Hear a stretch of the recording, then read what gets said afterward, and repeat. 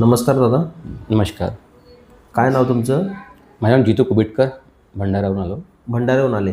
काय व्यसन करायचे तुम्ही? मला दारूचा खूप शौक होता. दारू प्यायचे. किती प्रमाणात प्यायचे?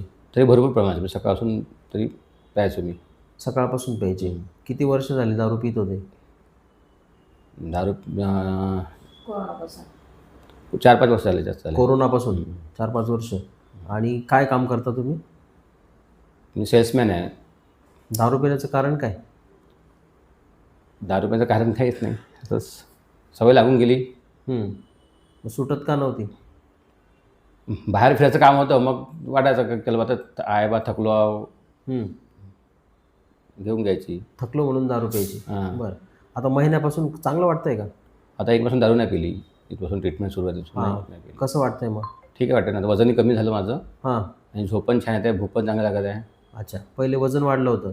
वजन वाढलं. मागच्याच मी आला तेव्हा 74 होतं, आता 70 आहे. अच्छा. ते दारूमुळेच फॅट डिपॉझिट झाल्यामुळे वजन वाढलं होतं. ताई, तुम्हाला कसं वाटतंय हो? नाही, बरं वाटते. आता 1 महिना झाला त्यांनी नाही पिली तर तो टेन्शन दूर झालं थोडंसं. तुम्हीच व्हिडिओ बघून त्यांना सांगितलं होतं? त्यांना मी व्हिडिओ आम्ही 1 महिन्यामध्ये आम्ही भांडण नाही केलं. 1 महिना अच्छा. म्हणजे वादविवाद नाही लागत, नाही का? ते दारूमुळेच वादविवाद व्हायचे. अजून काय तुम्हाला काय चांगलं वाटतंय?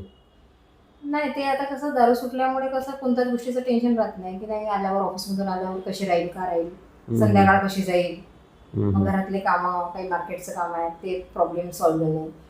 कर्ज होऊन जातं. हां, पैशामध्ये प्रॉब्लेम जायचा खूप. बरोबर. तुम्हाला मुलं किती? 2 मुली आहेत.